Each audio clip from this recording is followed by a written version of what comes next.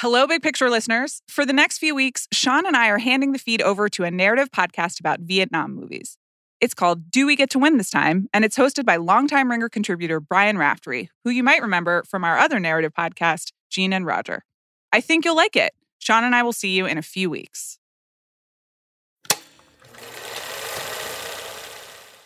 What's the first image that comes to mind when you think about the Vietnam War?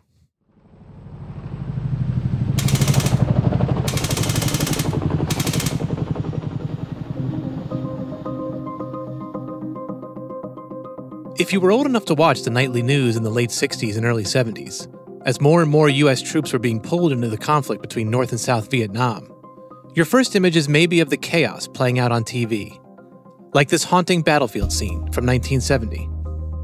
I looked up and spotted it was an NVA. He had a green uniform, had an AK, and it was like a quick draw old thing. I opened up in him, he opened up in me. He's lying up there on the trail. The Vietnam War claimed the lives of more than 58,000 Americans and led to the deaths of millions in Vietnam, Laos, and Cambodia combined. It was cruel and complicated, a war that engulfed multiple countries and stymied 5 U.S. presidents before ending on April 30th, 1975. That's the day communist forces rolled into Saigon and Americans raced out. That infamous moment was captured in this CBS report and repeated in documentaries for decades to come. Inside the building, the evacuees were broken into groups of 50, and then it was a mad dash out the door into the parking lot for the waiting helicopter. And then it was farewell to Vietnam.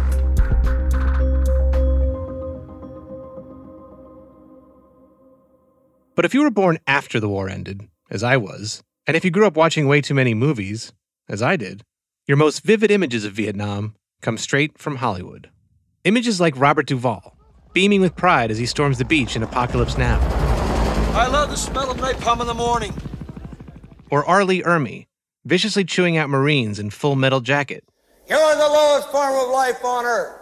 You're not even human fucking beings. You are nothing but unorganized, grabastic pieces of amphibian shit. Or Sylvester Stallone, returning to finish a war that traumatized his country in Rambo, First Blood Part 2. Sir, do we get to win this time? This time it's up to you. No modern event has captured the hearts and minds of movie makers and moviegoers like Vietnam. It began as a television war, the first of its kind to play out in real time, with network TV bringing the fighting to living rooms across the country. But Vietnam would loom larger and longer on the big screen, inspiring countless Hollywood films about the war and about the people who fought in it. For the most part, these were movies written and directed by white American men, often with a distinctly Western perspective on the war. So as world history lessons go, these movies are pretty incomplete. Still, the range of Vietnam films made by Hollywood from the 60s through the 90s reflects the power the war had over the American imagination. Some of these movies were gritty battle epics. Others were quiet dramas. And a few were low-budget, zero-prestige drive-in flicks. Looking for a sleazy caper about a bunch of Vietnam vet bikers? You got it. Here come the losers. Killers by instinct, mercenaries by profession. Revenge fantasies, romances, even horror movies. Vietnam would find its way into pretty much every genre you can think of. Which makes sense when you consider that Hollywood has a long history of going to war. In the 1940s, the major studios produced hundreds of films about World War II, a conflict with a clear purpose and a victorious outcome. But Vietnam?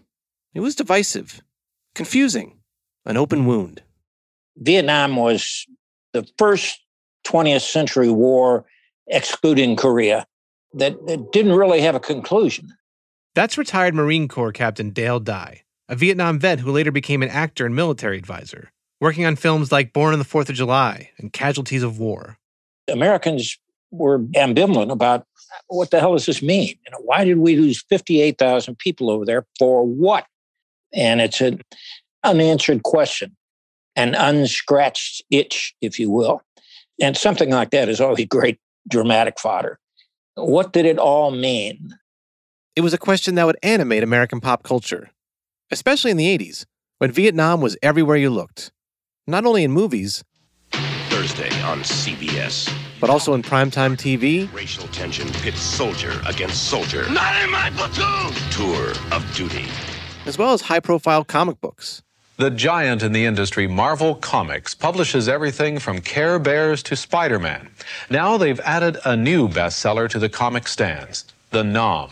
It's a series of stories that chronicle the war years between 1966 If it seems odd that a brutal, long-running war found its way to the pages of a Marvel comic, keep in mind that these new Vietnam stories had an eager young audience, Gen X. To those of us who came of age in the 80s and early 90s, Vietnam often felt like a hand-me-down, a war we'd never experienced, but were asked to relive. By the time I was 11, I was fascinated with Vietnam, or at least the pop culture version of Vietnam. I watched Tour of Duty on the dusty old TV in my parents' bedroom. I had a subscription to The Nom. It was one of the first comic books I'd read every month, along with a little something called Peter Porker, the Spectacular Spider-Ham. And of course, I begged my parents to let me see movies like Good Morning Vietnam and Platoon, even though they were rated R, and even though I was barely old enough to process them. I pitched it like this. These were educational films, and the best way to learn about a war was to watch it. And for years, I actually believed that was true. I hadn't been to Vietnam, but I'd been to a lot of Vietnam movies. Wasn't that the same thing? But films are not history lessons. And when you're making a movie about Vietnam, a painful conflict that's still being debated today, you're dealing with multiple perspectives, multiple truths. Vietnam is a country. It's not just a battle zone. That's Layli Haislip, whose tumultuous journey from Vietnam to America was depicted in Oliver Stone's 1993 film Heaven and Earth. We are human beings. We fight for our country, our motherland, our freedom. Haislip watched the war unfold in front of her eyes, yet she often struggles to recognize her place of birth, or her people, in the Hollywood version of Vietnam. My question keeps coming to my mind that is, what does these people know about our people? What do these American people know about our country, our culture, and our tradition, and who we are? In fact, when you talk to those who lived through the war, it's clear no movie truly represents what it was really like. This was a conflict that affected millions, all of whom experienced their own personal Vietnam. I mean, I've sat in a bar with another Vietnam veteran. That's Dale Dye again. And he'd tell me something and say, "What? You did what?" And I was there, and he was too. And he can't believe what happened to me, and I can't believe what happened to him. So it was a long war, and it was full of such different experiences. Those experiences, both abroad and at home, prompted millions of Americans to re-examine how they felt about their country and themselves. And that uneasy evolution can be traced through decades' worth of Vietnam movies. It's a genre that changed as America changed. There are tales of rah-rah jingoism, of loneliness and regret, of pained acceptance. The movies arrived at different times in our history and reflected a variety of moods that evolved in the years ahead, and that were often in conflict with each other. But they were always trying to answer the same questions. Why did we go to Vietnam? And what did it do to us? It's been nearly 50 years since the last American helicopters flew out of Saigon, and Hollywood has spent decades trying to answer those questions. The Vietnam movie boom started in the late 60s, peaked in the late 80s, and was all but over by the late 90s, with a few stops and starts along the way. But even today, there are still films being made about the war. In fact, no world-changing event of the late 20th or early 21st century, from the JFK assassination to 9/11 to the numerous wars in the Middle East, has inspired as many films as Vietnam. Just think about that for a moment. About the fact that a complex, controversial, decades-old war, one that nearly tore this country apart, could inspire not just a few hit movies, but a whole genre. That wouldn't happen today, because even though we live in a time when divisive, momentous events seem to happen like every 2 hours, film studios don't want to make movies about them. Or maybe audiences just don't want to see movies about them. But for a long time, moviegoers were eager to confront Vietnam, and studios were willing to invest endless amounts of time and money to bring the war to them. Vietnam has inspired hundreds of films, and as a result, it's become a multi-generational conflict. Baby boomers witnessed Vietnam firsthand on TV. Then the war was recreated, and sometimes rewritten, for Generation X. And now, Vietnam is being rediscovered by younger movie watchers who have 5 decades worth of films to draw from. Films that still have a hold over popular culture today. They were made by writers and directors trying to make sense of an incomprehensible war. And they required everyone involved to push themselves well past their comfort zones. Oliver Stone sent a bunch of pampered young actors into the jungle for weeks to prepare for Platoon. Michael Cimino drove everyone crazy filming The Deer Hunter. And Francis Ford Coppola's years-long journey to Apocalypse Now was so torturous, it resulted in this infamous bit of boasting at the 1979 Cannes Film Festival. My film is not a movie. My film is not about Vietnam. It is Vietnam. It's what it was really like. Quick fact check here. Coppola didn't actually serve in the war, but his Cannes Declaration proves how transformative these Vietnam movies could be. For the people who make them, for the people who watch them, and, in a weird way, for the war itself. Movies like Apocalypse Now, The Deer Hunter, and Full Metal Jacket blur together fact and fiction so effectively, they create a Vietnam that never actually existed, but which felt terrifyingly real. That's how powerful movies are. They don't just depict history, they can also define it. But not everyone's definition of the Vietnam War is the same. And when you talk to people who actually experienced the war, about the movies that tried to capture it, you get a wide range of responses.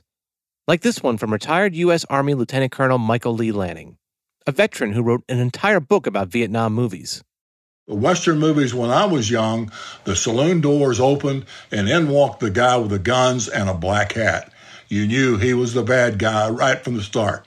Well, when Vietnam movies came along, the black hat was replaced by the Army field jacket.